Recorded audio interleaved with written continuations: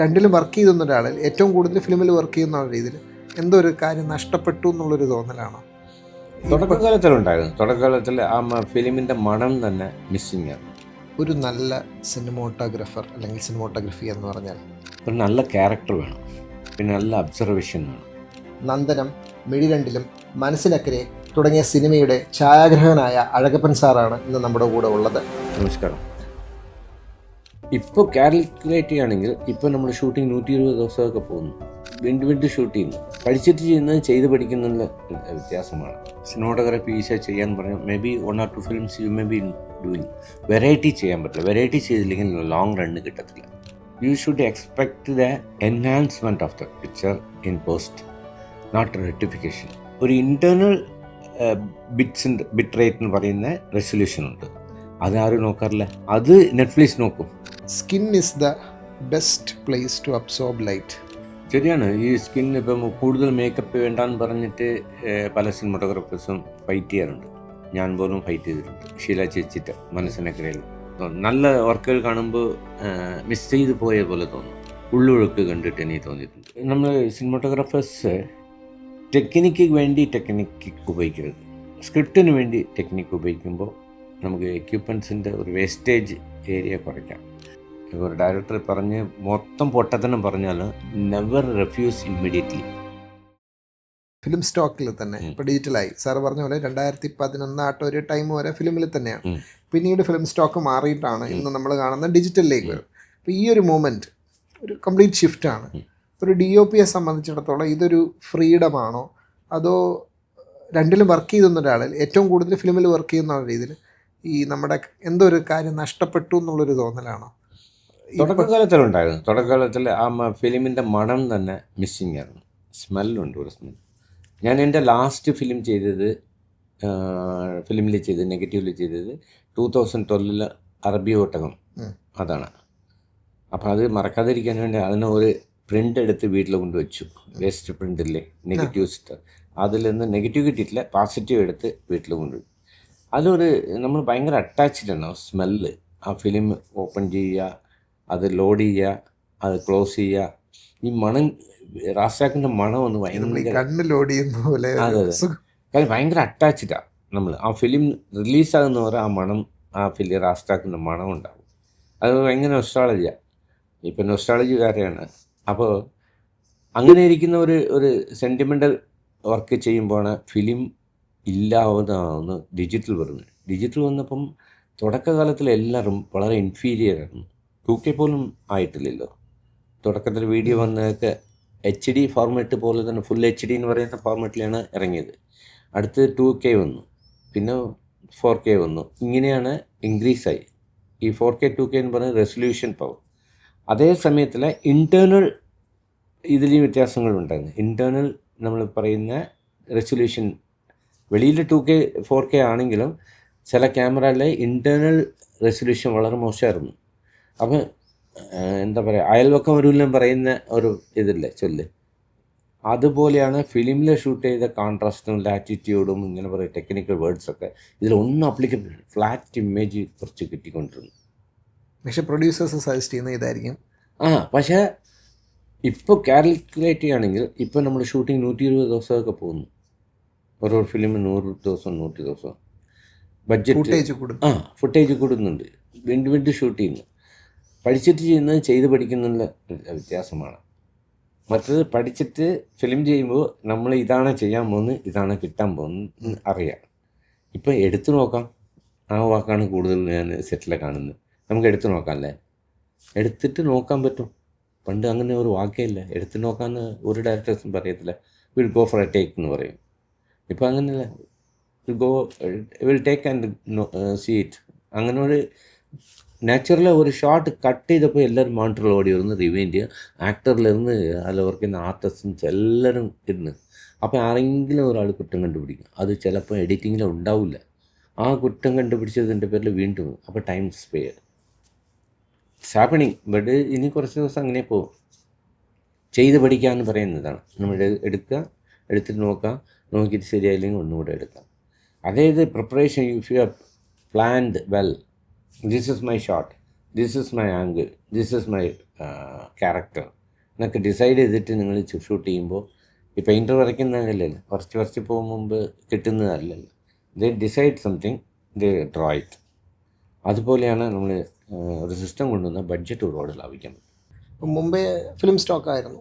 Digital യുഗം വന്നപ്പോൾ ധാരാളം പേര്, ഇപ്പോൾ സാർ നേരത്തെ പറഞ്ഞ ഡിജിറ്റൽ ക്യാമറാസ് ധാരാളം വന്നു. പല ക്യാമറാസ്, പല ആൾക്കാരും എല്ലാവരും ക്യാമറ ഓൺ ചെയ്യുന്നുണ്ട്. ക്യാമറ കയ്യിലുള്ള എല്ലാവരും ഒരു ക്യാമറാമാനായി എന്ന് പറയുന്ന ഒരു ട്രെൻഡ് ഇപ്പോൾ ഉണ്ട്. അത് നോ, എനിക്ക് ഫോട്ടോഷൂട്ട് ചെയ്യാൻ പറ്റും, ഞാൻ വീഡിയോ എടുക്കും. വെഡ്ഡിങ് വീഡിയോഗ്രാഫി എന്ന് കുറേ പേര് സിനിമയിൽ എത്തിയിട്ടുമുണ്ട്, നന്നായിട്ട് പോകുന്നുമുണ്ട്. എന്നാൽ അതുകൊണ്ട് മാത്രം സിനിമാട്ടോഗ്രാഫർ എനിക്കാകാൻ പറ്റുമെന്ന് വിശ്വസിക്കുന്ന ഒരു പറ്റം പുതിയ ആൾക്കാരുണ്ട്. അപ്പം സാറിന് ഇത്ര എക്സ്പീരിയൻസ് എന്നുള്ള രീതിയിൽ അവരോട് പറയാനുള്ള ഒരു സജഷനോ അല്ലെങ്കിൽ എന്താണ്? സിനിമാട്ടോഗ്രാഫർ അവന് തെറ്റൊന്നുമില്ല, കാരണം ഈസിയാണ്. ഇപ്പം ഓപ്പൺ ടു ആൾ. മുമ്പ് നമ്മളൊരു ഭയങ്കര കൺസർവേറ്റീവ് ടൈപ്പിലാണ് പോയിക്കൊണ്ടിരുന്നത്. വെരി നാരോ മൈൻഡഡ് ആയിട്ടാണ് സിനിമ ഇൻഡസ്ട്രി ഉണ്ടായിരുന്നത്. ഇവൻ സക്സസ് ആവരുതെന്നുള്ള ഒരു ഇതുണ്ടായിരുന്നു. അസിസ്റ്റൻസ് വരുമ്പോൾ തന്നെ ചീഫ് വന്നിട്ട് അവർ വേണോ നമുക്ക് അങ്ങനെ സക്സസ് ആവരുതെന്ന്. അതൊരു ന്യൂ ട്രെൻഡ് വന്ന ശേഷമാണ് അത് മാറിയത്. അത് PC ശ്രീറാമില്ലേ, എൻ്റെ ജൂനിയർ, പുള്ളി ഞാൻ അപ്പൊക്കെ തുടങ്ങിയപ്പോൾ എൻ്റെ കൂടെ ഇരിക്കുന്നവർ സക്സസ് ആവണമെന്നൊരു പോളിസി ഉണ്ട്, എനിക്കുണ്ട്. അതിൻ്റെ കാരണം എന്താണെങ്കിൽ എനിക്കൊരു പീരീഡ് ഉണ്ട്. ആ പീരീഡ് കഴിഞ്ഞാൽ ഞാനില്ല, ഇൻഡസ്ട്രിയിൽ എവിടെയും ഇല്ല. പണ്ട് പോലെ തന്നെ വിൻസെൻ്റ് മാഷെ പറ്റി സംസാരിക്കാനോ മാരുതി റാവുയെ പറ്റി സംസാരിക്കാനോ അല്ലെങ്കിൽ അതിന് മുമ്പ് ഉള്ള സിനിമാട്ടോഗ്രാഫേഴ്സെ പറ്റി സംസാരിക്കാനോ ഉള്ള ന്യൂ ട്രെൻഡല്ല ഇപ്പോൾ. അന്ന് നടക്കുന്നത് അപ്പോൾ നോക്കാൻ. പക്ഷേ എൻ്റെ അസിസ്റ്റൻ്റ് സക്സസ് ആകുമ്പോൾ എൻ്റെ സെൽഫിഷ്നെസ്സാണ്. അവൻ എവിടെയെങ്കിലും ഒരു ഇൻ്റർവ്യൂ പോകുമ്പോൾ ഞാൻ അഴകപ്പൻ്റെ കൂടെ വർക്ക് ചെയ്തിരുന്നു, അപ്പം തിരിഞ്ഞ് നമ്മളെ പറ്റി റെഫറൻസ് തന്നു. അതായിരിക്കും PC ആലോചിച്ചത്, നമ്മൾ പോയാലും കുഴപ്പമില്ല, നമ്മുടെ പേരെവിടെയെങ്കിലും ഉണ്ടാവുമല്ലോ എന്ന് പറഞ്ഞിട്ട്.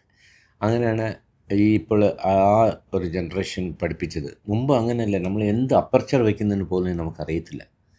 സിനിമാട്ടോഗ്രാഫർ മെഷർ ചെയ്യാൻ പറയും ലൈറ്റ്. അന്ന് മീറ്റർ ഇല്ലാതെ റീഡിങ് ഇല്ലാതെ പറ്റില്ല. അപ്പം മെഷർ ചെയ്യും, സാർ 5-6 എന്ന് പറയും. പക്ഷേ 5-6 പറഞ്ഞാലും അവിടെ അപ്പർച്ചർ വയ്ക്കുന്നത് വേറൊരു സെറ്റിങ്ങിലായിരിക്കും. അപ്പോൾ അത് ബ്ലാക്ക് ക്ലോത്ത് വെച്ച് മൂടിയിരിക്കും. ആ പടം കഴിയുന്നവരെ എനിക്കറിയില്ല പക്ഷേ റിസൾട്ട് കാണുമ്പോൾ 5-6 ഞാൻ വെച്ചിരുന്നു. അതേ 5-6 അപ്പർച്ചറിൽ ഞാൻ ഷൂട്ട് ചെയ്യുമ്പോൾ, അതേ സ്പീഡിൽ ഞാൻ ഷൂട്ട് ചെയ്യുമ്പോൾ ഞാൻ വന്നു കഴിഞ്ഞാൽ എനിക്ക് ചിലപ്പോൾ അണ്ടർ എക്സ്പോസ് ആയിരിക്കും, അല്ല ഓവർ എക്സ്പോസ് ആയിരിക്കും. അപ്പോൾ എനിക്ക് മനസ്സിലാവില്ലേ. അപ്പം മാസ്റ്റർ ചെയ്യുന്ന കറക്റ്റാകുന്നത് നമ്മൾ ചെയ്യുന്നത് ശരിയല്ല. പക്ഷേ അവർ ഷട്ടർ കട്ട് ചെയ്യുമായിരിക്കും, നമ്മൾ ഒരു റീഡിങ് സെറ്റ് ചെയ്തിട്ട് തരുന്നത്. നമ്മൾ പഠിക്കരുതെന്ന് കുറേ പേരുണ്ടായിരുന്നു, കോമ്പറ്റീഷനാണ്, ട്രയൽ ആൻഡ് അതെ. പക്ഷേ ഇന്ന് ജനറേഷൻ മാറി, എല്ലാം ഓപ്പൺ ടു ആൾ. പക്ഷേ ആ ഓപ്പൺ ടു ആൾ ആയതുകൊണ്ട് everything is no secret. Cinema is no more secret. ആ ഒരു സീക്രറ്റ്സ് ഇല്ലാത്തത് കൊണ്ട് കുറച്ച് നെഗ്ലിജൻസ് കൂടിയിട്ടുണ്ട്. അപ്പോൾ അതുകൊണ്ട് പഠിക്കുമ്പോൾ തന്നെ കെയർലെസ് ലേണിംഗ് ഇല്ല. കാരണം ഇതൊന്ന് ഭയങ്കര ടഫ് സബ്ജക്റ്റാണ്. ഒരു ദിവസം കൊണ്ട് സിനിമാട്ടോഗ്രാഫി പഠിക്കുന്നതല്ല. ഇറ്റ് ഗോസ് ആണ് ആക്ച്വലി, ഇൻഫിനിറ്റി ആണ്. ഇറ്റ് ഇസ് അൺലിമിറ്റഡ് ആയിട്ട് നമുക്ക് നോളജ് ഗെയിൻ ചെയ്തുകൊണ്ടേയിരിക്കാം. ഒരു സിസ്റ്റം മാറുമ്പോൾ അത് ഇൻ്റർണൽ സെറ്റിങ്സ് മാറുന്നു, ലൈറ്റിംഗ് പാറ്റേൺ മാറുന്നു, സ്റ്റോറി കണ്ടൻറ്റ് മാറുന്നു, ഒരേപോലെ ചെയ്തുകൊണ്ടിരുന്നില്ല. അപ്പോൾ you have to build your knowledge, you have to change over your knowledge. അപ്പം നന്നായിട്ടൊന്ന് പഠിച്ച് ചെയ്യുന്നത് നല്ലതാണ്. അല്ലാതെ ഈസിയായിട്ട് സിനിമാട്ടോഗ്രാഫി ഈസിയായി ചെയ്യാൻ പറഞ്ഞാൽ may be 1 or 2 films you may be doing. Variety ചെയ്യാൻ പറ്റില്ല. വെറൈറ്റി ചെയ്തില്ലെങ്കിൽ ലോങ് റണ്ണ് കിട്ടത്തില്ല. ഇപ്പോൾ ഷോർട്ട് സ്പാനിൽ വന്ന് സക്സസ് ആവും, പിന്നെ വാനിഷ് ആയിപ്പോൾ. സോ പഠിക്കുമ്പോൾ തന്നെ അത് സിൻസിയറായിട്ട് എടുത്ത് പഠിക്കുന്നതാണ് നല്ലതെന്ന് എനിക്ക് തോന്നുന്നു. സർ, ഈ മോക്കോ ബോട്ട് ധാരാളം സാറും കേട്ട് കാണും, ലൈക്ക് റോബോട്ടിക് ക്യാമറാസ്, ബോൾട്ട്, ഇതൊക്കെ ഉണ്ട്. അപ്പോൾ ഇതൊക്കെ നമുക്കൊരിക്കലും അച്ചീവബിൾ ആയിട്ടുള്ള, കാരണം പെർ ഡേ നല്ല റേറ്റ് വരുന്നതാണ്. ഇപ്പം കഴിഞ്ഞൊരു കോവിഡൊക്കെ കഴിഞ്ഞതിന് ശേഷം ഒക്കെയാണ് നമ്മളത് കൂടുതൽ യൂസ് ചെയ്തു തുടങ്ങി. അപ്പോൾ അത് നന്നായിട്ട് നമ്മൾ യൂസ് ചെയ്തു. എനിക്ക് തോന്നുന്നു ഇന്ത്യയിൽ ഏറ്റവും നന്നായിട്ട് യൂസ് ചെയ്തത് നമ്മുടെ ഇൻഡസ്ട്രിയിലൊക്കെയാണ്. ബട്ട് പിന്നീട് ഈ മോക്കോ ബോട്ട് ഒരു ആക്ഷൻ പടം ചെയ്യുന്നെങ്കിൽ മോക്കോ ബോട്ട് ഉപയോഗിക്കണം, അല്ലെങ്കിൽ അത് സ്റ്റൈലൈസ് ചെയ്യാൻ ഈ സാധനം ഉപയോഗിച്ചേ പറ്റൂ. അപ്പം സ്റ്റൈലിന് വേണ്ടി മാത്രം അതിനൊരു റൂം ചിലപ്പോൾ സ്ക്രിപ്റ്റിൽ ഇല്ലെങ്കിലും മൊക്കബോട്ട് ഉപയോഗിക്കാൻ വേണ്ടി നമ്മളത് ഉപയോഗിച്ചേ പറ്റൂ എന്ന് പറയുന്ന ഒരു ഇൻസിസ്റ്റൻസ്, അതായത് എക്യുപ്മെൻറ്റ്സ് എന്തുവാ ട്രാൻസെൻഡിങ് ഓവർ കോണ്ടന്റ്, അല്ലെങ്കിൽ സ്റ്റൈലിന് വേണ്ടി ക്രിയേറ്റ് ചെയ്യുന്ന ഒരു കാര്യം ഭയങ്കരമായിട്ട് കണ്ടുവരുന്നതായിട്ട് എനിക്ക് തോന്നുന്നു. സാറിന് അത് എന്താണ് തോന്നുന്നത്? ഈ എക്യുപ്മെൻസിൻ്റെ എന്തുവാ ലൈക്ക് വെറൈറ്റി കൂടുന്നതിന് ഇങ്ങനെ ഒരു പ്രശ്നമുണ്ടോ? ആവശ്യമില്ലാതെ എടുക്കുന്നത് വേസ്റ്റാണോ? വേസ്റ്റേജ് ഓഫ് മണിയാണ്. കാരണം നമ്മൾ എപ്പോഴും ഇന്ന് ചെയ്യുന്നത് നാളെ ചെയ്യാൻ പറ്റുമോ എന്ന് അറിയില്ല. സോ നമ്മൾ വന്നിട്ട് ആവശ്യമുണ്ടെങ്കിൽ മാത്രം ഈ ടെക്നോളജി ഉപയോഗിക്കുന്നത്, ടെക്നോളജി ഉള്ളത് കൊണ്ട് നമ്മൾ ഉപയോഗിക്കണം പറഞ്ഞ് ആ ഒരു പ്രിൻസിപ്പൽ മാറ്റിക്കഴിഞ്ഞാൽ നമ്മൾ ഒരു ലോങ് റൺ, നേരത്തെ പറഞ്ഞ ഒരു ലോങ് റൺ ഉണ്ടാകും. കാരണം ഈ പ്രൊഡ്യൂസേഴ്സ് എന്ന് പറയുന്ന ആൾ നമ്മൾ വിശ്വസിച്ചാണ് അവർ പടം തരുന്നത്. അപ്പോൾ ഡയറക്ടർ എന്ന് പറയുന്ന ആളും ഒരു സിനിമാറ്റോഗ്രാഫർക്ക് ഒരു വിശ്വാസമുണ്ട്, ഇയാൾ നന്നായിട്ട് ചെയ്യുന്നു. പക്ഷേ റിക്വയർമെൻ്റ് ഇല്ലാതെ ഞാൻ പല സെറ്റിലും പോയിട്ടുണ്ട്, 2 ലോറി ലൈറ്റ് കിടക്കുന്നത് പറയുന്നുണ്ട് ഒരു ക്രെഡിറ്റ് ആയിട്ട്. കുറേ ലൈറ്റ്സൊക്കെ ഉണ്ട്, അപ്പോൾ ഈ ക്യാമറ ഉപയോഗിക്കത്തില്ല, ഒരു 2-3 ലൈറ്റ് ഉപയോഗിക്കും, ബാക്കി ഷോട്ട്. അപ്പോൾ അങ്ങനെ ലൈറ്റ് മാനൊക്കെ വിളിച്ച് പറയുമ്പോൾ എനിക്ക് ഭയങ്കര സിമ്പതി തോന്നുന്നു. എന്തിന്? Why? It's required, you can take it. Requirement ഇല്ലാതെ ആരെ കാണിക്കാനുണ്ട്? Nobody is going to, no audience is going to ask you എത്ര ലൈറ്റ് ഉപയോഗിച്ചെന്ന് ഒരാളും ഇല്ല. അത് output you have to create better output. അതിന് എന്ത് വേണോ അത് മാത്രമാണ്. അപ്പം budget, cinematographer should know the budgeting also. അതില്ലെങ്കിൽ ഒരു ലോങ് റൺ ഇൻഡസ്ട്രി ഉണ്ടാവില്ല. കുറേ പ്രൊഡ്യൂസേഴ്സ് വരും. പ്രൊഡ്യൂസേഴ്സ് ഇപ്പം തന്നെ ഞാൻ ജൂറിയിൽ ചെയർമാനായിരുന്നപ്പോൾ 170 പടങ്ങളിൽ 85 പടം ഞാൻ കണ്ട്, ബി ടീം 85 കിട്ടും, എ ടീം ആൻഡ് ബി ടീമുകൾ. ഈ പടത്തിൽ അന്ന് റിലീസായത് അവാർഡ് വന്ന പടങ്ങളാണ്. 13 പടങ്ങളെ അപ്പോൾ റിലീസായിട്ടുണ്ട്. അതിൽ 4 പടങ്ങളെ ഹിറ്റായിട്ടുണ്ട്, ബാക്കി കുറച്ച് ആവറേജാണ് ഓടിയിട്ടുണ്ട്. ബാക്കി പടങ്ങൾ ഇതുവരെ റിലീസാവാത്ത പടങ്ങൾ കുറേ ഉണ്ടായിരുന്നു, OTT-യിലും പോയില്ല അതിൽ. സോ ഇതിൽ എല്ലാത്തിലും ഹൈ ബഡ്ജറ്റ് ഫിലിംസ് കുറേ, ഒരു 50 പടങ്ങളും ഹൈ ബഡ്ജറ്റ് ഫിലിംസാണ് ഈ 170 പടങ്ങളിൽ. അപ്പം അങ്ങനെ ഒരു ഇൻഡസ്ട്രി നിലനിൽക്കാതെ പോകുമല്ലോ എന്നൊരു സിമ്പത്തി എന്ന് പറയുന്നത് ഇത് പ്രൊഡ്യൂസറുടെ മേളിലെ ഒരു സിമ്പത്തിയാണ്. അപ്പോൾ പ്രൊഡ്യൂസർ ഷുഡ് നോ പഠിച്ചിട്ട് വരുന്നതല്ല ഇൻഡസ്ട്രിക്ക്. അല്ലാതെ കാശുകൊണ്ടും പറഞ്ഞിട്ട് വന്നിട്ട് കളയുന്ന കാട്ടില്ല. അതുകൊണ്ട് തന്നെ ടെക്നോളജി മിസ്യൂസ് ചെയ്യാൻ പാടില്ല. നമ്മളിപ്പോൾ ഫോറിൻ ഹോളിവുഡ് മൂവി ആണെങ്കിൽ പർപ്പസ് ഉണ്ടാവും അവർ ഉപയോഗിച്ച ടെക്നിക്ക് ഉപയോഗിക്കുന്നത്. ഇപ്പം ഞാൻ ഒരു ഇംഗ്ലീഷ് ഫിലിം ചെയ്തപ്പോൾ അതിൽ എനിക്ക് മനസ്സിലായി, അവിടുത്തെ ആളുകൾ സംസാരിക്കുമ്പോൾ, അവിടുത്തെ ഗ്രാഫേഴ്സ്, അവിടുത്തെ ടെക്നീഷ്യൻ, സൗണ്ട് റെക്കോർഡിസ്റ്റ് സംസാരിക്കുമ്പോൾ മനസ്സിലായി, if it's necessary you hire it, other is no need. അപ്പം നാളെ ഷൂട്ടിംഗ് ലൊക്കേഷൻസ് സ്ക്രിപ്റ്റ് കൊടുത്തപ്പം ആ റെക്കോർഡിസ്റ്റ് തന്നെ വന്ന് പറയുന്നത്, ആ ലൊക്കേഷനിൽ ഇത്ര മൈക്സിൻ്റെ നെസസറി ഇല്ല, can I cut it, discontinue. അപ്പോൾ അയാൾക്ക് വേണമെങ്കിൽ ചാർജ് ചെയ്ത് എടുക്കാമായിരുന്നു. പക്ഷേ he is a owner of the person, is a owner. ആ പുള്ളി തന്നെ പറഞ്ഞ് ഇത്ര എക്യുപ്മെൻറ്റ്സ് ഞാൻ കട്ട് ചെയ്തിട്ടാണ്. Is bother about the producers. അങ്ങനെ എല്ലാ ടെക്നീഷ്യൻസിനും ഒരു ബോധരേഷൻ വേണം.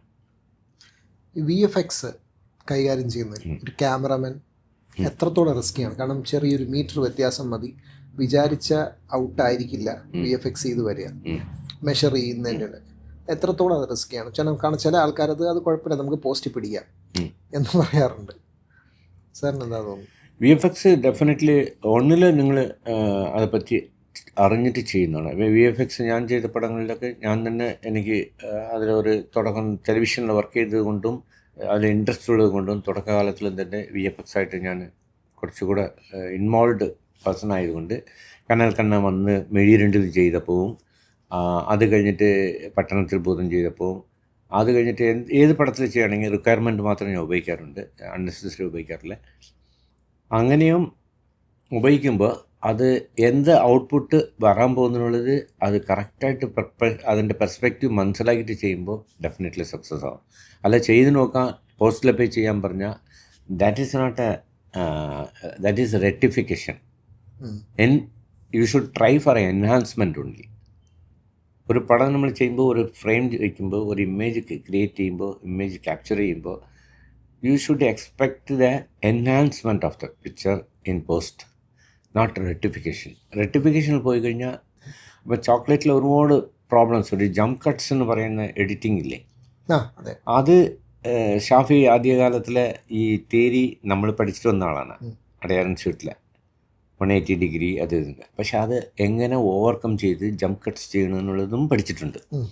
So when you do it without disturbing the artist mind and clarity and ഒരു അവരുടെ മൈൻഡ് ഡിസ്റ്റർബ് ചെയ്യാത്ത രീതിയിൽ ജംപ് കട്ട്സ് ചെയ്യാം. അപ്പോൾ എഡിറ്റിംഗ് കൺഫ്യൂഷൻസ് ഉണ്ടാവില്ല. പക്ഷെ കമേഴ്ഷ്യൽ പീപ്പിൾ അത് അന്നത്തെ കാലത്തിൽ ചെയ്ത് വരുമ്പോൾ ഇവിടെ ഒരു ആംഗിൾ വെച്ചാൽ ഇതേ ലെൻസാണ് അവിടെ, അതേ ലെൻസാണ് ഇവിടെ, ഇതേയാണ് ഫോക്കസ്. ആ തിയറി ശരിയല്ല. തിയറിറ്റിക്കലി ആണെങ്കിൽ തിയറി പറയുകയാണെങ്കിലും പ്രാക്ടിക്കലി പറഞ്ഞാൽ ഒരു ഫാറ്റ് മാൻ വന്നു, ഒരു ലീൻ മാൻ ഇരിക്കുന്നു, രണ്ടുപേരും ഒരേ ഫോക്കസിൽ എങ്ങനെ ഓപ്പോസിറ്റ് വെച്ചാൽ ബാലൻസ് ആവും, ഫ്രെയിം ബാലൻസ് കിട്ടത്തില്ല. അതേ ഡിസ്റ്റൻസ് ഒരാൾ ഇത്രയാവും, ഒരാൾ തടിച്ചാവും. സോ ഇവർ രണ്ടുപേരും ബാലൻസ് ചെയ്യാൻ നമ്മുടെ ലെൻസിങ് നമ്മുടെ ഇതും അത് അവിടെയാണ് എസ്തെറ്റിക് തിയറിയെ ബ്രേക്ക് ചെയ്തിട്ട് എസ്തെറ്റിക് അപ്ലൈ ചെയ്യണം. ഒരു ഷോട്ടിലിരുന്ന് നേരെ ഓപ്പോസിറ്റ് ആംഗിൾ കട്ട് ചെയ്യാൻ പലർക്കും ധൈര്യമില്ലായിരുന്നു. ഞാൻ ശ്യാമപ്രസാദും ചെയ്തപ്പോൾ ഒരുപാട് ചെയ്തിട്ടുണ്ട്. പക്ഷേ നോബഡി ഫൗണ്ട് ഔട്ട്. അത് വിത്തൗട്ട് ഓഡിയൻസ് മൈൻഡ് ഡിസ്റ്റർബ് ചെയ്യാതെ ജംപ് കട്ട് ചെയ്യണം. അതിന് പല ടെക്നിക്കുണ്ട്. അത് അപ്പോൾ ഞാൻ ഷാഫിയുടെ ആർഗ്യൂ ഇതെങ്ങനെ ചെയ്യാൻ ഷാഫി, അത് ചെയ്യാൻ ഇല്ലാതെ ചേട്ടാ അത് എഡിറ്റർ ജമ്പ് ചെയ്യുന്നു, നീ കട്ട് ചെയ്ത് നോക്കുമെന്ന് പറയും. അങ്ങനെ അന്ന് മോണിറ്റർ ഇല്ലാത്തത് കൊണ്ട് ടൈമുകളാണ്. പക്ഷേ എഡിറ്റ് ചെയ്ത് വന്നപ്പം ഞാൻ സൗണ്ടും ആഡ് ചെയ്തിട്ടാണ് ഞാൻ വിഷ്വൽ വയ്ക്കുക. എപ്പോൾ ക്യാമറ വയ്ക്കുമ്പോൾ ഒരു സൗണ്ട് പെർസ്പെക്റ്റീവ് ഞാൻ എൻ്റെ മനസ്സിലുണ്ടാവും. എപ്പോൾ ഒരു ആംഗിൾ വയ്ക്കുമ്പോൾ ഒരു സൗണ്ട് എന്തെങ്കിലും സപ്പോർട്ട് ചെയ്യാൻ പറ്റുമോ ഒരു വിഷ്വൽക്ക്, അത് ചിന്തിക്കുന്ന ആളാണ്. അപ്പോൾ അങ്ങനെ വരുമ്പോൾ ഇവർ എഡിറ്റിങ്ങിൽ വന്ന് ഞാൻ എഡിറ്റഡ് ലാസ്റ്റ് ഫ്രെയിം എന്താ ഇരിക്കും എന്നുള്ളത് യൂഹിച്ചിട്ടാണ് ഫ്രെയിം വയ്ക്കുന്നത്. അത് എക്സ്പീരിയൻസിൽ കിട്ടും. സാർ ഇപ്പോൾ 4 ജനറേഷൻ്റെ കൂടെ വർക്ക് ചെയ്തു. പഴയ ഡയറക്ടേഴ്സ് ഉണ്ട്, പുതിയ ഡയറക്ടേഴ്സിനും ഏത് പോയിന്റിലാണ് അവർ തമ്മിലൊരു ഡിഫറൻസ് സാർ? അത് ഞാൻ എടുത്ത് ചോദിക്കാനുള്ള കാരണം പണ്ട് പ്ലേ ബാക്ക് ഇല്ല, വ്യൂ ഫൈൻഡറിൽ കൂടെ ക്യാമറാമാൻ പറയുന്നതാണ് അവസാനത്തെ ഗ്യാരണ്ടി. അപ്പോൾ അതൊരു തരത്തിൽ ഒരു റെസ്പോൺസിബിലിറ്റിയാണ്, ബട്ട് ഒരു പവറുമാണ്. അതായത് ഞാൻ ഓക്കെ പറഞ്ഞാൽ പുള്ളി ഓക്കെ പറയും. ഇപ്പോൾ അത് മാറി, മോണിറ്ററുണ്ട്. അപ്പോൾ അതിൻ്റെ ഒരു ഓപ്ഷനുണ്ട്. അത് നല്ലതാണ്. ഒരു ഡയറക്ടറിൻ്റെ പെർസ്പെക്റ്റീവിൽ അത് ഭയങ്കര അഡ്വാൻറ്റേജസ് ആണ്. പക്ഷെ ഒരു സിനിമാറ്റോഗ്രാഫർ പഴയ പടങ്ങളിൽ വർക്ക് ചെയ്ത ഒരാളെന്ന രീതിയിൽ ആ റെസ്പോൺസിബിലിറ്റി എൻ്റെ അങ്ങ് പോയി എന്നുള്ളതിൻ്റെ ഒരു വിഷമം കൂടെ തോന്നാറുണ്ടോ? അതുപോലെ തന്നെ ഇവർ രണ്ടുപേരും തമ്മിലൊരു ഡിഫറൻസ് എങ്ങനെയാണ്? അങ്ങനെ തോന്നിയിട്ടില്ല. പക്ഷേ എനിക്ക് ചില സമയങ്ങളിൽ ഫീൽ ചെയ്യുന്നത് യങ്സ്റ്റേഴ്സൊക്കെ ഈ മോണിറ്റർ കണ്ടിട്ട് ജഡ്ജ് ചെയ്യുന്നത് എനിക്ക് അത്ര ഇഷ്ടപ്പെടില്ല. മോണിറ്റർ അല്ല അൾട്ടിമേറ്റ് ഷോട്ട്, അതാണ് സിനിമ എന്നില്ല. മോണിറ്റർ വന്ന് ഒരു റെഫറൻസാണ്, മൈൻഡാണ്, നമ്മുടെ നേരെ നേക്കഡ് ഐ ആണ്, നമ്മുടെ ഐ ആണ് ക്യാപ്ചർ ചെയ്യേണ്ടത് ഇമേജസ്. അപ്പോൾ നമ്മൾ കണ്ണിൽ കാണുന്ന ഇമേജസാണ് സ്ക്രിപ്റ്റിൽ കിട്ടേണ്ടത്. നേക്കഡ് ഐയിൽ കാണുമ്പോഴാണ്, റിഹേഴ്സൽ നോക്കുമ്പോഴാണ്. മോണിറ്ററിൽ കാണുമ്പോൾ മോണിറ്റർ അൺവാണ്ടഡ് തിങ്സ് ഒരുപാട് ഉണ്ടാവും. ഓരോരോ മോണിറ്റർക്ക് ഓരോരോ ക്വാളിറ്റിയാണ്. അപ്പം better monitor high resolution monitor ഉണ്ടാവും, ലോ റെസൊല്യൂഷൻ മാറ്റി. ഇതൊക്കെ വെച്ചിട്ട് ഇമേജ് ജഡ്ജ് ചെയ്യാൻ പറ്റില്ല. അപ്പം നേക്കഡ് ഐയിൽ നമ്മൾ നേക്കഡായിട്ട് കാണുമ്പോൾ മാത്രമേ ഒരു ഇമേജ് ക്യാപ്ചർ ചെയ്യാൻ പറ്റൂ. പിന്നെ സ്ക്രിപ്റ്റിലുള്ളത് തന്നെ ഷൂട്ട് ചെയ്യുന്ന ഒരു കാലം ഉണ്ടായിരുന്നു. പഴയ ഡയറക്ടേഴ്സൊക്കെ സ്ക്രിപ്റ്റിലിരുന്ന ഒരു സാധനങ്ങൾ മാറ്റാൻ സമ്മതിക്കില്ലായിരുന്നു. പക്ഷേ നമ്മൾ ചെയ്തു വരുമ്പോൾ ഇമ്പ്രവൈസേഷൻ ഉണ്ടാവില്ല. ആക്ടേഴ്സ് ഇമ്പ്രവൈസേഷൻ പോലെ ടെക്നിക്കൽ ഇമ്പ്രവൈസേഷൻ, അത് പല ഡയറക്ടേഴ്സ് കൂടെ ഞാൻ വർക്ക് ചെയ്യുമ്പോൾ വാശി പിടിച്ചിട്ടുണ്ട്. വാശി പിടിച്ചാൽ പിന്നെ ആർഗ്യൂ ഇല്ല, ഓക്കെ എന്ന് പറയും. പക്ഷേ യങ്ങർ ജനറേഷനക്ക് അത് പറഞ്ഞു കൊടുക്കുമ്പോൾ അവർ മനസ്സിലാവും. സ്ക്രിപ്റ്റിലുള്ളത് കുറച്ച് ഇമ്പ്രവൈസേഷൻ ചെയ്താൽ നന്നാവും എന്ന് പറയുമ്പോൾ ദേ ഇമ്മീഡിയറ്റ്ലി അഡോപ്റ്റ് ഇറ്റ്. ആ വ്യത്യാസമുണ്ട്. സോ യങ്സ്റ്റേഴ്സ് കൂടെ വർക്ക് ചെയ്യുന്നത് എനിക്ക് ബുദ്ധിമുട്ട് തോന്നിയിട്ടില്ല. പക്ഷേ അവരുടെ ഞാൻ റിക്വസ്റ്റ് ചെയ്യുന്നതും അഡ്വൈസ് ചെയ്യുന്നതും don't depend upon too much on monitor. Naked നിങ്ങൾ ജഡ്ജ്, നിങ്ങളുടെ ക്യാരക്ടർ കറക്റ്റാണ് വരുന്നു, നിങ്ങൾ നിൽക്കുന്ന ലൈറ്റിങ്, അവർ നിൽക്കുന്ന ലൈറ്റിംഗ് ഒക്കെ കണ്ണുകൊണ്ട് എൻജോയ് ചെയ്യാൻ പറ്റുന്നുണ്ടോ, അതാണ് പിക്ചറായിട്ട് പറയാം. സർ ഇപ്പോൾ നെറ്റ്ഫ്ലിക്സ് ഉൾപ്പെടെയുള്ള OTT പ്ലാറ്റ്ഫോംസ് ഉണ്ട്. അപ്പം ഞാൻ അന്വേഷിച്ചപ്പോൾ നെറ്റ്ഫ്ലിക്സിന് തന്നെ ഒരു യൂണിഫോമിറ്റി വരാൻ വേണ്ടി പ്രൈമറി ക്യാമറയായിട്ടും സെക്കൻഡറി ക്യാമറയായിട്ടും ഇന്ന ക്യാമറ ഉപയോഗിക്കണമെന്ന് അവർ സ്പെസിഫൈ ചെയ്യാറുണ്ട്. അപ്പോൾ ഇത് ഒരു ക്യാമറമാനെ സംബന്ധിച്ച് സാർ നേരത്തെ പറഞ്ഞ ഫിജിയുടെ ക്യാമറ ആയിക്കോട്ടെ, സാർ ഇൻസിസ്റ്റ് ചെയ്തിട്ടാണ് എടുക്കുന്നത്. ഇതൊരു ഭയങ്കരമായിട്ട് ക്രിയേറ്റീവായിട്ട് നടക്കുന്ന ഒരു ക്യാമറമാനെ സംബന്ധിച്ചുള്ള ഇത് ഭയങ്കര ലിമിറ്റേഷൻ അല്ലേ? കാരണം നമുക്കിത് വിൽക്കണമെന്നുണ്ടെങ്കിൽ ഇന്ന സ്പെസിഫിക്കേഷനിൽ നമ്മളിത് ഷൂട്ട് ചെയ്താലേ പറ്റുള്ളൂ എന്ന് പറയുന്ന ഒരു ലിമിറ്റേഷൻ അല്ലേ ഒരു ക്യാമറമാനെ സംബന്ധിച്ചിടത്തോളം? ഇല്ല, നെറ്റ്ഫ്ലിക്സ് അവർ ഇൻ്റർനാഷണലി ആളുകളൊക്കെ ടെക്നീഷ്യൻ എല്ലാവരും ഭയങ്കര ഇൻ്റർനാഷണലി അക്ലൈംഡ് ആയതുകൊണ്ട് അവർ പറയുന്നതിൻ്റെ റീസൺ എന്താണെങ്കിൽ അവർ റെസൊല്യൂഷൻ മാത്രമേ നോക്കാറുള്ളൂ. Internal resolution and external resolution, 2 resolution ഉണ്ട്. ഇപ്പോൾ 4K എന്ന് പറയുന്ന റെസൊല്യൂഷനാണ് ഒരു മസ്റ്റ്. അപ്പോൾ അലക്സയിൽ ഒന്ന് 3.7 ഉണ്ടായിരുന്നു ഒരു കാലത്തിൽ, അതുകൊണ്ട് അലക്സ അപ്ഡേറ്റ് ചെയ്യേണ്ടി വന്നു. അപ്പോൾ അത് കഴിഞ്ഞിട്ട് ഒരു ഇൻറ്റേർണൽ ബിറ്റ് റേറ്റ് എന്ന് പറയുന്ന റെസൊല്യൂഷൻ ഉണ്ട്, അതാരും നോക്കാറില്ല. അപ്പോൾ അത് നെറ്റ്ഫ്ലിക്സ് നോക്കും. നെറ്റ്ഫ്ലിക്സ് നോക്കുന്നത് ഇൻറ്റേർണൽ റെസൊല്യൂഷനും എക്സ്റ്റേണൽ റെസൊല്യൂഷനും മിക്സ് ചെയ്തിട്ടാണ് പറയുന്നത്. അല്ലാതെ ഡെഫിനറ്റ്ലി അങ്ങനെ ഒരു തിയറി അല്ല. അവർ എക്സ്പേർട്സാണ്. അവർ പറയുന്ന തിയറി എന്താണെന്ന് മനസ്സിലായിട്ടുണ്ട്, കറക്റ്റാണ്. കാരണം അവർ ടെലികാസ്റ്റ് ഈക്വൽ ക്വാളിറ്റി കൊണ്ടുവരാൻ വേണ്ടിയാണ്. അപ്പോൾ പറയുന്നത് ജസ്റ്റിഫൈഡ് ആണ് അവർ പറയുന്നത്. ഇപ്പോൾ ആമസോൺ കാണുമ്പോൾ തുടക്കകാലത്തിലെ ചില പടങ്ങളിലെ ഭയങ്കര ക്വാളിറ്റിയും ചില പടങ്ങളിൽ ഭയങ്കര മോശമാകുന്നു. അപ്പോൾ അത് എടുത്തുപോയി. ഇനി ഇവരും കുറച്ച് ഇൻസിസ്റ്റ് ചെയ്യാം ക്യാമറാസിലൊക്കെ. കാരണം അവർ കാണുമ്പോൾ ഒരു യൂണിഫോമിറ്റി ഉണ്ടാകുന്നുണ്ട്. ഒരു ചാനൽ എന്ന് പറയുമ്പോൾ നിങ്ങളുടെ ഒരു ചാനലുണ്ട്, കാരണം ഒരു യൂണിഫോമിറ്റി ഉണ്ട്. അപ്പോൾ ഒന്ന് മോശമായിട്ട് ചെയ്യാനും ആഗ്രഹിക്കാതെ നിങ്ങളെ കൊണ്ട് എടുപ്പിക്കാൻ പറ്റില്ലല്ലോ. സോ അതാണ് ഒരു DOPയെ സംബന്ധിച്ച് ഇനിയുള്ള അടുത്ത 10 വർഷം ഫണ്ടമെൻ്റലി എന്ത് ചേഞ്ചുകളായിരിക്കും ഉണ്ടാവാൻ പോവുക, അല്ലെങ്കിൽ ചലഞ്ചുകളായിരിക്കും ഉണ്ടാവാം? വന്ന് എതിരൊന്നല്ല, VFX ഒന്നും എതിരല്ല. ഇതെല്ലാം പുതിയ technology, we have to adapt it. But നമ്മുടെ ക്രിയേറ്റിവിറ്റി എന്ന് പറയുന്നത് ഒരു ഇമാജിനേറ്റ്, ഒരു മാൻ്റെ ഒരു ബ്രെയിൻ പവറില്ലേ, അത് നഷ്ടപ്പെട്ടുകൊണ്ടിരിക്കുക. കാരണം എവറിത്തിങ് ഇപ്പം പോസ്റ്റിലെ ചെയ്യാൻ എന്ന് പറയുന്ന ഒരു സംഭവം അത് ആഡ് ഓൺ ആയിക്കൊണ്ടിരിക്കുന്നത്.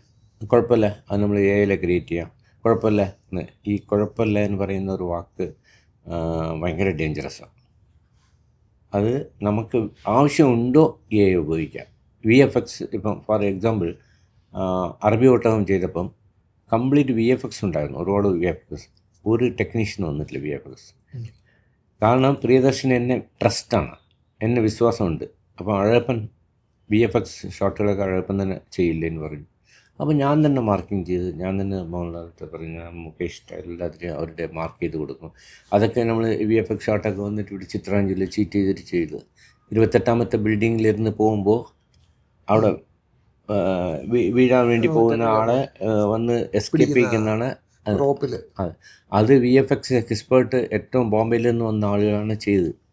ഞാനൊന്ന് ഷൂട്ട് ചെയ്ത് കൊടുത്ത്, ഞാനത് ഔട്ട്പുട്ട് കാണണമെന്ന് പറഞ്ഞു. അപ്പോൾ പ്രിയഞ്ചേട്ടൻ പറഞ്ഞു ഡൗട്ട് ഒന്നും വേണ്ട അഴപ്പൻ, because they are very expert people from Mumbai, they are doing. എന്നാലും ഒരു ഓഫീസ് ഞാൻ പോയി ഔട്ട്പുട്ട് കാണട്ടെ എന്ന് ചോദിച്ചപ്പം പ്രിയഞ്ചേട്ടൻ പറഞ്ഞു അഴപ്പൻ പോയി കണ്ടോളുന്നു. അപ്പോൾ അവരെ വിളിച്ചപ്പോൾ അവർ പറഞ്ഞ് എവറിത്തിങ് പെർഫെക്റ്റ് സാർ എന്ന് പറഞ്ഞു. ഞാൻ പറഞ്ഞു I want to see my picture എന്ന്. അങ്ങനെ അവിടെ പോയപ്പോൾ 28ാമത്തെ ഫ്ലോറിലാണ് ഇരിക്കുന്നത് മുകേഷ്. മോഹൻലാൽ വന്നിട്ട് അത് പിടിച്ചിട്ട് അത് തുറന്നിട്ട് അയാളെ പിടിച്ചെടുക്കണം. എല്ലാം ഓക്കെയാണ്, പെർഫെക്റ്റാണ്. 28ാമത്തെ ഫ്ലോറിൽ ഇരിക്കുന്ന മുകേഷിൻ്റെ തലയുടെ സൈഡിൽ കൂടി ബസ് പോകുന്നു. ഞാൻ പറഞ്ഞു ഇതെങ്ങനെ പോകും, ഏത് ബസ്സാണ് ഇത്ര ഹൈറ്റിൽ പോകുന്നത്? കാരണം ഞാൻ ഷൂട്ട് ചെയ്ത ബാക്ക്ഗ്രൗണ്ട് അവർ ലിഫ്റ്റ് ചെയ്ത് കറക്റ്റാണ് വെച്ചില്ല. അപ്പോൾ ആണ് അവർ പിടികിട്ടുന്നത്. 28th floor. So cinematographer has to involve. അപ്പോൾ അതിൻ്റെ ഡെപ്ത്ത് ക്രിയേറ്റ് ചെയ്യാൻ വേണ്ടി, അതിൻ്റെ പെർസ്പെക്റ്റീവ് ക്രിയേറ്റ് ചെയ്യാൻ വേണ്ടി എത്ര ദൂരം ഡൗൺ ചെയ്യുന്നതിനുള്ള ഇമേജ് ഡൗൺ ചെയ്തിട്ട് എവിടെയോ ബസ് പോകുന്നു, ഇത് വലിയ ബസ്സാണ് പോകുന്നത്. അപ്പോൾ നോബഡി ബിലീവ് ഇറ്റ്. അങ്ങനെ സിനിമാറ്റോഗ്രാഫർ ഇത് വന്നിട്ട് ഇങ്ങനെയുള്ള ടെക്നോളജി പഠിക്കണം. ഇരുമ്പുകോട്ടை മുരട്ട് സിംഗ് എല്ലാം ഞാൻ പൈസ ചെയ്ത്. സോ അതിലും ഉണ്ടല്ലോ കുറേ. അപ്പം ഇപ്പം തന്നെ തുടക്കത്തിൽ സിനിമാറ്റോഗ്രാഫർ എൻ്ററാകുമ്പോൾ തന്നെ AI പറ്റിയും VFX പറ്റിയും പഠിച്ചിരുന്നെങ്കിൽ അത് ബെറ്ററായിട്ട് ചെയ്യാൻ പറ്റും. പക്ഷേ ഇത് കാലത്തിൻ്റെ ഒരു എന്താ നീടും കൂടെ അല്ലേ, അതിപ്പോൾ പഠിച്ചിരിക്കേണ്ടതും. അതെ, മസ്റ്റാണ്. You must know it, but don't depend upon everything for that. നമ്മൾ പോസ്റ്റ് മറ്റേ ഗ്രേഡിങ്ങിലെല്ലാം ചെയ്യാൻ പറയുന്ന ഒരു വാക്ക് ഉപയോഗിക്കാൻ പാടില്ല. നമ്മൾ ക്രിയേഷൻ എല്ലാം ബെസ്റ്റ് സെറ്റിൽ ക്രിയേറ്റ് ചെയ്യണം ഓൺ സ്പോട്ടിൽ. അത് സപ്പോർട്ടിങ് എൻഹാൻസ്മെൻറ്റ് മാത്രം ഉപയോഗിക്കാവും. ഈ ഞാൻ ഈ ഇടയ്ക്കൊരു ക്യാമറമാൻ ക്യാമറോൺ ബ്രൈസൺ എന്ന് പറഞ്ഞൊരു ക്യാമറമാൻ, പുള്ളി എനിക്ക് തോന്നുന്നു ഫാമിലി മാൻ എന്ന് പറഞ്ഞിട്ട് വെബ് സീരീസ് ഒക്കെ ചെയ്തിട്ടുണ്ട്.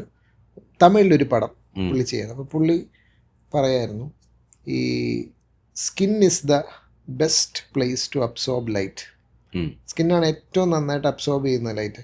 നമ്മൾ പക്ഷെ അത് മേക്കപ്പ് കൂടുതൽ വെച്ച് കഴിഞ്ഞാൽ അത് കൂടുതൽ ബൗൺസ് ആവത്തേ ഉള്ളൂ, അബ്സോർബ് ചെയ്യില്ല.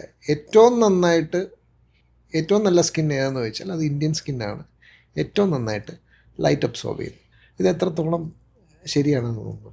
ശരിയാണ്. ഈ സ്കിൻ ഇപ്പം കൂടുതൽ മേക്കപ്പ് വേണ്ടാന്ന് പറഞ്ഞിട്ട് പല സിനിമാറ്റോഗ്രാഫേഴ്സും ഫൈറ്റ് ചെയ്യാറുണ്ട്. ഞാൻ പോലും ഫൈറ്റ് ചെയ്തിട്ടുണ്ട്. ഷീല ചേച്ചിട്ട് മനസ്സിനക്കരയില്ല. കാരണം അതൊരു നെസസറിയാന്ന് ചോദിച്ചാൽ മേക്കപ്പ് നെസസറിയാണ്, ക്യാരക്ടറൈസേഷന് വേണ്ടി നെസസറിയാണ്. ബട്ട് ഒരു മേക്കപ്പ് എന്ന് പറയുന്ന ഒരു ആഡംബരമായിട്ട് നമ്മൾ ഉപയോഗിക്കുകയാണെങ്കിൽ ഇറ്റ് നെഗറ്റീവായിട്ട് നമുക്ക് റിഫ്ലക്റ്റ് ചെയ്യും. അപ്പോൾ ഷീല ചേച്ചിയുടെ സ്കിന്നിൽ ആക്ച്വലി മേക്കപ്പ് വന്നിട്ട് സ്കിന്നിൻ്റെ ഒരു ഗ്ലെയർ കട്ട് ചെയ്യാൻ മാത്രം ആവശ്യമുണ്ടായിരുന്നു, ഒരു ബേസ്. അല്ലാതെ ഒരു വലിയൊരു പാൻ കേക്ക് ഇട്ടിട്ട് വലിയൊരു ഇത് ആവശ്യമേ ഇല്ല. അവരുടെ നല്ല ഓവർ റിഫ്ലക്റ്റീവ് സ്കിന്നാണ്.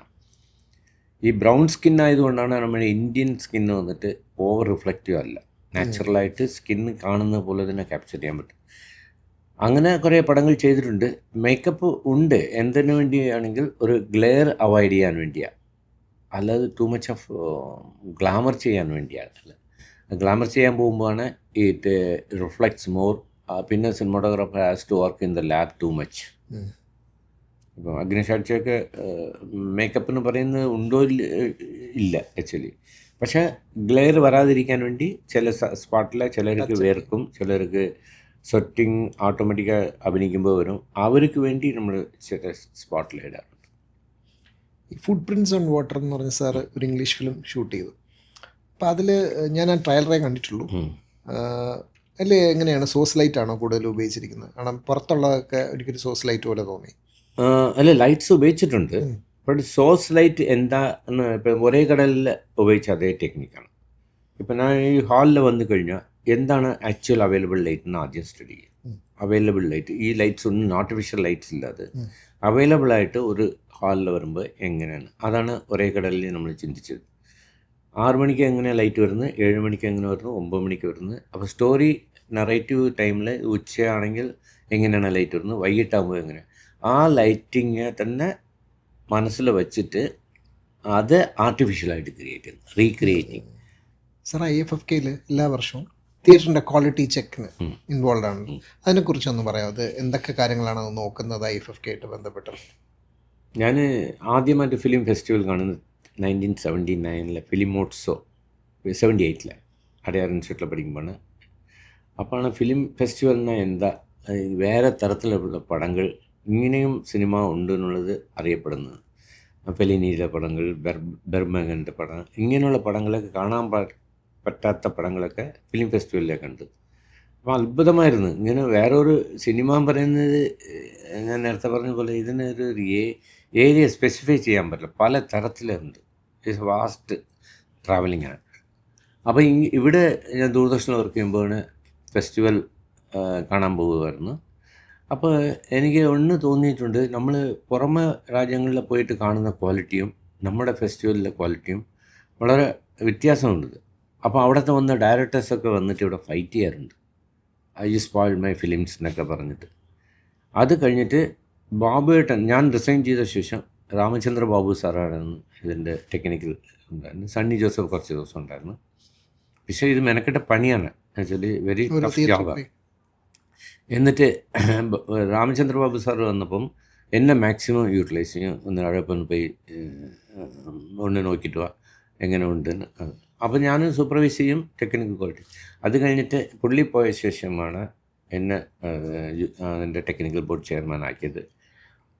പക്ഷേ വെരി ടഫ് ജോബ്. കാരണം ഈ ഓരോരോ ഫിലിം തിയേറ്ററിലെയും പോയിട്ട് നമ്മൾ അവർ ഓണേഴ്സ് കൺവിൻസ് ചെയ്യാൻ ഭയങ്കര പാടാണ്. ഒന്ന് ടോയ്ലറ്റ് ഫെസിലിറ്റീസ് നോക്കണം, സ്മെല്ല് പാടില്ല, പെർഫ്യൂം അടിച്ചിരിക്കാൻ നോക്കണം, ഇരിക്കുന്ന സീറ്റ്സൊക്കെ അഴുക്കുണ്ടോ നോക്കണം, പിന്നെ അവിടെ AC കറക്റ്റ് അവറിലുണ്ട്. അതും ഇതിൽ ഇൻക്ലൂഡഡ് ആണ്. എല്ലാം ഇൻക്ലൂഡഡ്. പിന്നെ എൻവയറമെൻറ്റ് ഇതെങ്ങനെ ഉണ്ട്, ഇതെല്ലാം ടെക്നിക്കൽ കമ്മിറ്റിയിൽ വരുന്നതാണ്. തിയേറ്റർ മാത്രമല്ല. അപ്പോൾ ഞാൻ ആദ്യം പോയിട്ട് തിയേറ്റർ മാത്രം ചെക്ക് ചെയ്തുകൊണ്ടിരിക്കുമ്പോൾ പിന്നെ പല ഇടത്തിൽ നിന്ന് കംപ്ലയിൻ്റ് വന്നപ്പം എന്നെ അക്കാഡമിയിൽ നിന്ന് വിളിച്ച് ഒന്ന് പറഞ്ഞ് ശരിയാക്കണം. പിന്നെ ഞാൻ എല്ലാ തിയേറ്റർ ഓണേഴ്സായിട്ടും ഫ്രണ്ട്ലി ആക്കി. അതിൻ്റെ പറഞ്ഞു നോക്കി ഇതെന്നാ കാരണം. ഈ പുറമേ നിന്ന് രാജ്യങ്ങളിലെ പടം കൊണ്ടുവരുന്ന ഒരു പടം അവരുടെ പടം അല്ല കാണുന്നതെന്ന് തോന്നിപ്പോവും. നമ്മുടെ ഇത്ര ഫുഡ് ലാംപ്സ് ഇൻറ്റൻസിറ്റി വേണം, അഴുക്ക് പാടില്ല, environment is so important with technical facility, sound. അങ്ങനെ ഹരികുമാർ സാറ്, ഞാൻ, സിദ്ധാർത്ഥ് എന്ന് പറഞ്ഞ് ഉദയനമ്പാടി 4-5 പേര് ഭയങ്കര സിൻസിയറാണ്, ഡേ ആൻഡ് നൈറ്റ്. അതുകൊണ്ട് നഷ്ടമേ ഉള്ളൂ ഞങ്ങൾക്ക്. കാരണം ഇത് സാലറി ഇല്ലാത്ത ഒരു ജോബാണ്, വോളണ്ടറി ജോബാണ്. അത് നമ്മൾ ഇഷ്ടപ്പെട്ടാൽ ചെയ്യുന്നത്. പക്ഷേ പടങ്ങൾ കാണുന്നത് മിസ്സായി പോകും. ഞാനൊരു ദിവസം ഒരു സിനിമ കണ്ടുകൊണ്ടിരിക്കുമ്പോഴാണ് ഫോൺ വരുന്നത്. കലാഭവനിലെ സ്ക്രീനിലെ ഡയറക്ടർ ഭയങ്കര വഴക്കുണ്ടായിക്കൊണ്ടിരിക്കുകയാണ്. അപ്പോൾ എൻ്റെ ഫോൺ സൈലൻ്റ് ആണെങ്കിൽ ഞാൻ റിങ് അടിക്കുമ്പോൾ എടുത്ത് നോക്കും, പിന്നെ മെസ്സേജ് വന്നു ഇമ്മീഡിയറ്റ്ലി കം ടു കലാഭവൻ. ഇവിടെ ഇപ്പോൾ കാർ ഒന്നുമില്ല, ഞാൻ ഓട്ടോ പിടിച്ച് പോയി. സോ ഇങ്ങനെ കുറേ സാക്രിഫൈസ് ചെയ്യണം. പക്ഷേ ഇപ്പം ഞാൻ അത് ഫുള്ളി ഇൻവോൾവ് ആയതുകൊണ്ട് 5 വർഷമായിട്ട് എന്നെ കണ്ടിന്യൂസ് ആയിട്ട് നല്ല ടീമുണ്ട് അവിടെ. ജോയി എന്ന് പറയുന്ന സെക്രട്ടറി ഉണ്ടായിരുന്നു. പിന്നെ അവിടുത്തെ ടെക്നിക്കൽ സ്റ്റാഫ് എല്ലാവരും എൻ്റെ കൂടെ നിൽക്കും. അത് ഫൈറ്റ് ചെയ്ത് ക്വാളിറ്റി കൊണ്ടുവരാണ്, to bring out the quality, അത്രേ ഉള്ളൂ. ഈ 5th ഇൻ്റർനാഷണൽ ചിൽഡ്രൻസ് ഫെസ്റ്റിവൽ ഉൾപ്പെടെ എല്ലായിടത്തും ജൂറി ആയിരുന്നല്ലോ സാർ. ഒരു സിനിമാറ്റോഗ്രാഫർ എന്ന രീതിയിൽ ജൂറിയിലിരിക്കുമ്പോൾ എന്താണ് ഒരു ഗൈഡ് ലൈൻ അല്ലെങ്കിൽ ഇത് സെലക്ട് ചെയ്യാനുള്ള ഒരു ഗൈഡ് ലൈൻ സിനിമാറ്റോഗ്രാഫർ പെർസ്പെക്റ്റീവിൽ എന്തായിരിക്കും നോക്കുക ഓരോ ഫിലിമിലും സിനിമ സെലക്ട് ചെയ്യാൻ? ഫെസ്റ്റിവലിൽ അവാർഡാണ്, സ്റ്റേറ്റ് അവാർഡാണ്, അല്ല ഫെസ്റ്റിവൽ? ഇല്ല, ഫെസ്റ്റിവൽ വന്നിട്ട് കുറച്ചുകൂടെ ലിബറേഷൻ ഉണ്ട്. ഇപ്പോൾ അവാർഡ് കമ്മിറ്റിയിലെ ഒരു ജൂറി ആയിരിക്കുന്നതും ഫിലിം ഫെസ്റ്റിവലിലിരിക്കുന്നതും വ്യത്യാസമുണ്ടാകും. ഫിലിം ഫെസ്റ്റിവലിൽ നമ്മൾ ഓവറാൾ ടെക്നിക്കൽ ക്വാളിറ്റി മാത്രമേ നോക്കും. ഓവറാൾ ടെക്നിക്കൽ ക്വാളിറ്റി ബെറ്റർ ആയിട്ടുണ്ടോ, ഓഡിയോസ് ക്ലാരിറ്റീസ് ഉണ്ടോ, ഇതുണ്ട്. പിന്നെ കണ്ടൻറ്റാണ്. ഇത് നമ്മൾ കാണിക്കുമ്പോൾ എങ്ങനെയാണ് ഇത് ഫെസ്റ്റിവലിൽ കാണുന്ന ആളുകൾക്ക് ഇൻട്രസ്റ്റിംഗ് ആയിട്ട് തോന്നുമോ, ബോറായിട്ട് തോന്നുമോ എന്നുള്ളത്. അത് കമ്മിറ്റിയിൽ ഒരു 7 പേരും ഉണ്ടെങ്കിൽ 7 പേരും ചർച്ച ചെയ്താണ് സെലക്ട് ചെയ്യുന്നത്. അല്ല ഒരാളുടെ ഫേവറിറ്റിസം ഇല്ല. ഇപ്പം ഞാനിരുന്ന കമ്മിറ്റിയിൽ എല്ലാ വർഷവും നമ്മൾ നന്നായിട്ട് ഡീപ്ലി ചർച്ച ചെയ്യും. ആർഗ്യുമെൻ്റ് ഉണ്ടാവും, അത് വേണ്ടാന്ന് പറയുന്ന 2 പേരുണ്ടാവും, എന്തെങ്കിലും ഒരു ടെക്നിക്കൽ പ്രോബ്ലം പറയും, അപ്പോൾ രണ്ടാമത് തിരിച്ച് ഇരുന്ന് കാണിട്ട് അത് റിയൽ ആണെന്ന് അവർ അന്വേഷിച്ചു. ടഫ് ജോബാണ്, പക്ഷേ ഭയങ്കര എന്താ പറയുക, ഒരു ജെന്യൂനായിട്ട് തന്നെ എല്ലാവരും ഇരിക്കുന്നു. അവാർഡ് കമ്മിറ്റിയിൽ പോകുമ്പോൾ വേറെ പ്രോബ്ലം എന്താണെങ്കിൽ അതിലെ ടെക്നിക്കൽ ആസ്പെക്റ്റ്, സിനിമ മാത്രം, കണ്ടൻറ് മാത്രം, ഡയറക്ഷൻ, സിനിമാറ്റോഗ്രാഫി, സൗണ്ട്, ആക്ടിങ് എല്ലാം നോക്കുമ്പോൾ യു നീഡ് മോർ കോൺസെൻട്രേഷൻ. അവിടെ ടെക്നിക്കൽ നിന്ന് ചില അവാർഡ് കൊടുക്കുന്നത് കൊണ്ട് കറക്റ്റായിട്ട് ആൾക്ക് കിട്ടുന്നുള്ളത് അത് ഭയങ്കര സെൻസിറ്റീവ് ഇഷ്യൂ ആണ്. അപ്പോൾ അത് ഭയങ്കര കെയർഫുള്ളായിരിക്കും. ചെയ്ത വർക്കിൽ ഏതെങ്കിലും ഇനി കുറച്ചും കൂടെ എനിക്ക് ഇനിയൊരു അവസരം കിട്ടിയാൽ കുറച്ചും കൂടെ ഒന്ന് ബെറ്റർ ആക്കാൻ പറ്റിയെന്ന് തോന്നുന്ന ഏതെങ്കിലും വർക്കുണ്ടോ? അത് എല്ലാവർക്കും ഉണ്ട്. നമ്മുടെ മിസ്റ്റേക്ക് നമുക്ക് അത് എല്ലാ വർക്കിലും ഉണ്ട്. ഒരിക്കലും വീണ്ടും കാണുമ്പോൾ മിസ്റ്റേക്സ് മാത്രമേ കൂടുതലുള്ളൂ. ആദ്യം അപ്രിസിയേഷൻ സ്വീകരിക്കും, പിന്നെ വീണ്ടും കാണുമ്പോൾ എൻ്റെ മിസ്റ്റേക്കാണ് എനിക്ക് പറഞ്ഞുകൊണ്ടിരിക്കും. സാറിൻ്റെ മൊത്തം കരിയർ നോക്കുമ്പോൾ ഒരു കുറവെന്നല്ല, ഒരു സ്പേസ് തോന്നിയിട്ടുള്ളത് ഒരു ഔട്ട് ആൻഡ് ഔട്ട് ത്രില്ലർ ചെയ്തിട്ടില്ല, ഒരു ഔട്ട് ആൻഡ് ഔട്ട് ആക്ഷനും ചെയ്തിട്ടില്ല. അത് മനഃപൂർവ്വം എടുത്തൊരു ഡിസിഷനാണോ, അത് അങ്ങനെ വേണ്ടാന്നുള്ളത്? അന്നത്തെ കാലത്തിൽ അത് ഉണ്ടായില്ല. നമ്മൾ ഇപ്പോൾ ചോട്ടം മുമ്പേ ആയിരുന്നു ഒരു ആക്ഷൻ ഓറിയൻറ്റഡ് മൂവി, അതൊരു ഹ്യൂമറും കൂടെ. ഹ്യൂമർ കണക്റ്റഡ് ആണ്. അതേപോലെ തന്നെ പല പടങ്ങളും അങ്ങനെ തുടക്കത്തിൽ വേറൊരു ക്ലാസിക് എലിമെൻ്റായിട്ട് ചെയ്യാൻ പറ്റിയത് എനിക്ക് ഇരുമ്പ് കോട്ടയം മുരട്ടു സിംഗ്.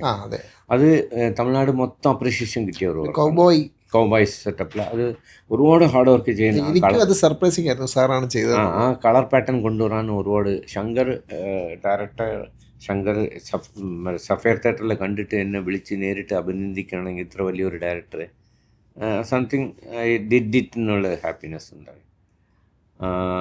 പിന്നെ ഈ ത്രില്ലർ ഫിലിംസ് അന്നത്തെ നമ്മൾ ചെയ്തു വരുമ്പോൾ അടുത്ത ജനറേഷൻ, പുതിയ യങ് ജനറേഷൻ വരുമ്പോഴാണ്, കോവിഡിന് ശേഷമാണ് ഇതിൻ്റെ ഒരു ട്രെൻഡ് വന്നത് മലയാളം. അതിനു മുമ്പ് ഇപ്പം ചെയ്തിട്ടുണ്ട്, കെ മധു അങ്ങനെയൊക്കെ ചെയ്തിട്ടുണ്ട്. പക്ഷെ ഇപ്പം കാണുന്ന ത്രില്ലറും അന്ന് കാണുന്ന ത്രില്ലറും വ്യത്യാസം. അന്ന് എല്ലാം വെളിച്ചത്തിലേ നടക്കുമായിരുന്നു. കൊലപാതകം പോലും വെളിച്ചം ഉണ്ടായിരുന്നു. ഇപ്പം ഇരുട്ടായിട്ട് കാണിക്കുന്ന ഒരു കാലമാണ്. സോ യങ്ങർ ജനറേഷൻ ചെയ്യുമ്പോൾ അവരുടെ കംഫർട്ട് സോണിലുള്ള സിനിമാറ്റോഗ്രാഫർ വെച്ച് ചെയ്യുന്നതാണ്. അങ്ങനെ ഒരു അവസരം കിട്ടിയാൽ ഡെഫിനറ്റായി ചെയ്യും. പക്ഷേ എനിക്ക് ഡയറക്ഷൻ ഒരിക്കലും ത്രില്ലർ ചെയ്യാൻ പറ്റില്ല. കാരണം അത് താല്പര്യമില്ല. അങ്ങനെ ഒരു മെൻറ്റാലിറ്റി ഇതുവരെ വന്നിട്ടില്ല. I just want everything feel good എന്ന് പറയുന്ന ഒരു ടേസ്റ്റിലുള്ള ആളാണ്.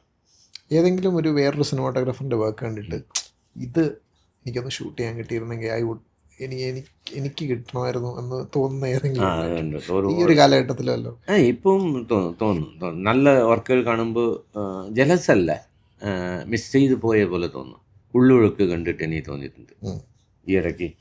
ഉള്ളൊഴുക്ക് ഭയങ്കര പൊയറ്റിക്കാണ്. അപ്പം അത് കണ്ടപ്പം കാരണം ഞാൻ തോറ്റങ്ങൾ സീരിയലൈസ് ചെയ്തപ്പോൾ ഞാനത് ചെയ്ത് വെള്ളപ്പൊക്കം, ഇത് 4 കെട്ട്, ഇത് രണ്ടിലും ഉണ്ട് ഈ സീക്വൻസൊക്കെ ഉള്ളൊഴുക്കിൽ വന്നപ്പോൾ. അപ്പോൾ അത് സിനിമയായിട്ട് ചെയ്യാനും ഒരു അവസരം കിട്ടിയിട്ടില്ല. കണ്ടന്റായിട്ടും അത് അങ്ങനെ പല വർക്കുകളും നമ്മൾ മിസ്സായതുപോലെ തോന്നുന്നു. നമ്മൾ ചെയ്യണമായിരുന്നു, കുറച്ചുകൂടെ കിട്ടണമായിരുന്നു. അങ്ങനെയൊക്കെ പല നല്ല വർക്കുകൾ കാണുമ്പോൾ തോന്നും. ഇപ്പോഴത്തെ പൊതുവെയുള്ള ഡയറക്ടർ ഓഫ് ഫോട്ടോഗ്രാഫി, DOPs എല്ലാം വിഷ്വലി ഫിയർലെസ് ആയിട്ട് സാറിന് തോന്നുന്നു. പക്ഷേ അങ്ങനെയാണെങ്കിലും ചില ഭാഗത്തുനിന്നും പറയാറുണ്ട് ടെക്നിക്കലി അൺഡിസിപ്ലിൻഡ് ആണ് എന്നൊരു കുറവും കൂടെ ചില ആൾക്കാർ പറയാറുണ്ട്. അത് നേരത്തെ നമ്മൾ എക്യുപ്മെൻറ്റിൻ്റെ കാര്യം പറഞ്ഞതുപോലെ തന്നെ. അപ്പോൾ അവരുടെ ഒരു സജഷൻ എന്ന രീതിയിൽ സാറിന് എന്തായിരിക്കും പറയാനുണ്ടാവുക? ഇത് കുറച്ചുകൂടെ നമ്മൾ സിനിമാറ്റോഗ്രാഫേഴ്സ് ടെക്നിക്ക് വേണ്ടി ടെക്നിക്ക് ഉപയോഗിക്കരുത്. സ്ക്രിപ്റ്റിന് വേണ്ടി ടെക്നിക്ക് ഉപയോഗിക്കുമ്പോൾ നമുക്ക് എക്യുപ്മെൻസിൻ്റെ ഒരു വേസ്റ്റേജ് ഏരിയ കുറയ്ക്കാം.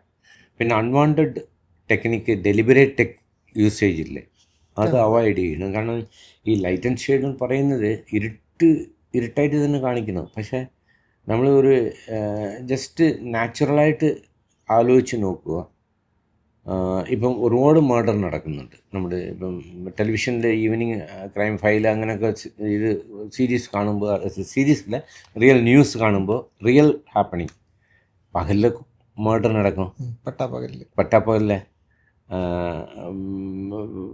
വൈകിട്ട് നല്ല എല്ലാവരും സംസാരിച്ചിരിക്കുമ്പോൾ വന്നിട്ട് കൊലപാതകം നടക്കുന്നു. പക്ഷെ സിനിമാറ്റിക്കായി വരുമ്പോൾ മാത്രം ഭയങ്കര ഇരുട്ടായിട്ടും അത്. സോ അങ്ങനെ നേച്ചർ എന്ന് പറയുന്നത് മിസ്സിങ് ആണ് നമ്മുടെ ഈ സിനിമയിൽ.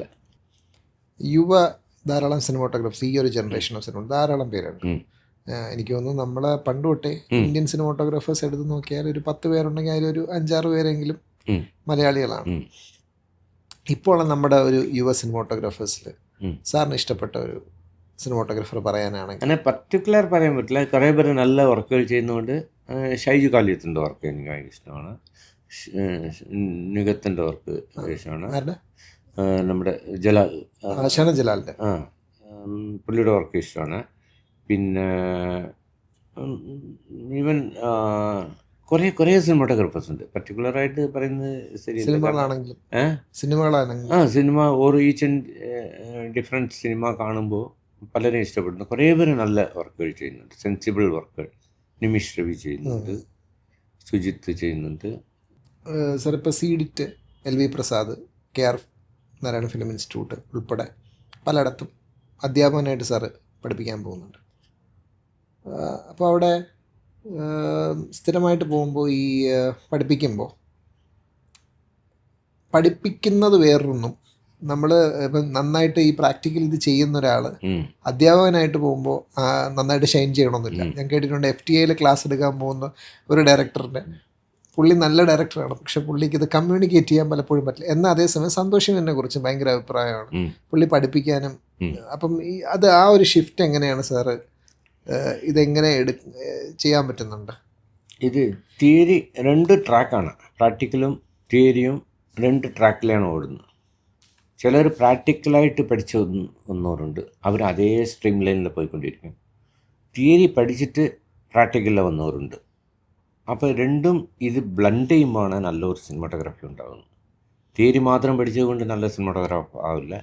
പ്രാക്ടിക്കൽ മാത്രം ഉണ്ടും പറഞ്ഞാൽ ഓവർകം ചെയ്യാൻ അറിയില്ല, സിറ്റുവേഷൻ ഓവർകം ചെയ്യുക, ഈ തിയറി അപ്ലൈ ചെയ്യാൻ പറ്റും. പക്ഷേ ഇത് ബ്ലണ്ട് ചെയ്ത് കൊണ്ടുപോകണം. അപ്പം ഞാൻ അവിടെ പോകുമ്പോൾ തന്നെ ആദ്യം പറയും, ഒരു ഫാക്കൽറ്റി എന്ന് വിചാരിക്കരുത്, ഒരു സീനിയർ, നിങ്ങളുടെ ഒരു സീനിയർ സ്റ്റുഡൻറ്റ് അങ്ങനെ വിചാരിച്ചാൽ മതി. എനിക്ക് എക്സ്പീരിയൻസ് ഉണ്ടല്ലോ, അത് നമുക്ക് ഷെയർ ചെയ്യാമെന്ന് പറഞ്ഞിട്ടാണ് തുടങ്ങുന്നത്.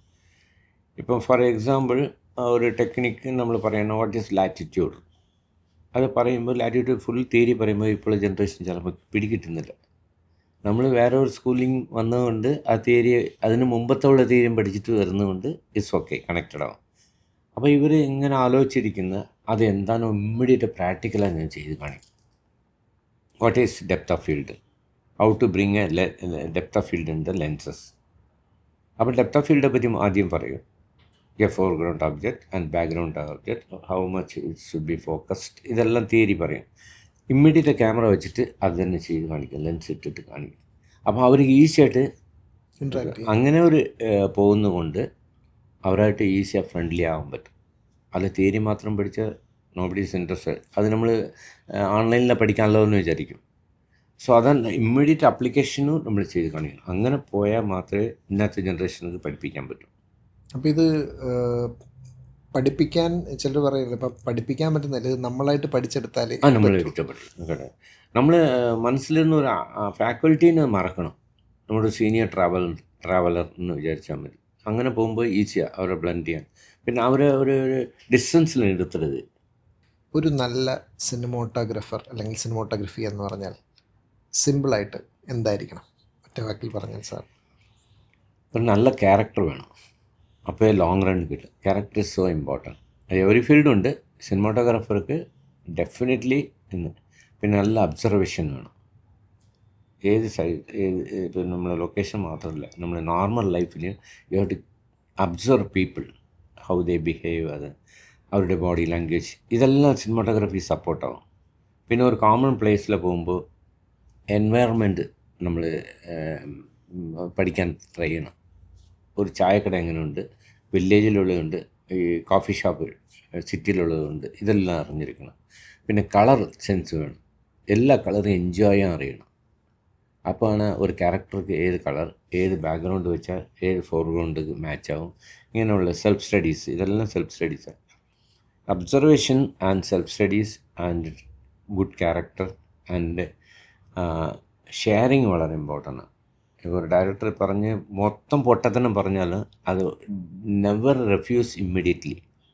അത് ഓക്കെ പറഞ്ഞിട്ട് തന്നെ അത് സ്ലോലി, അങ്ങനെയാണ് എനിക്ക് ഇത്ര ഡയറക്ടേഴ്സ് കൂടെ ട്രാവൽ ചെയ്യാൻ പറ്റി.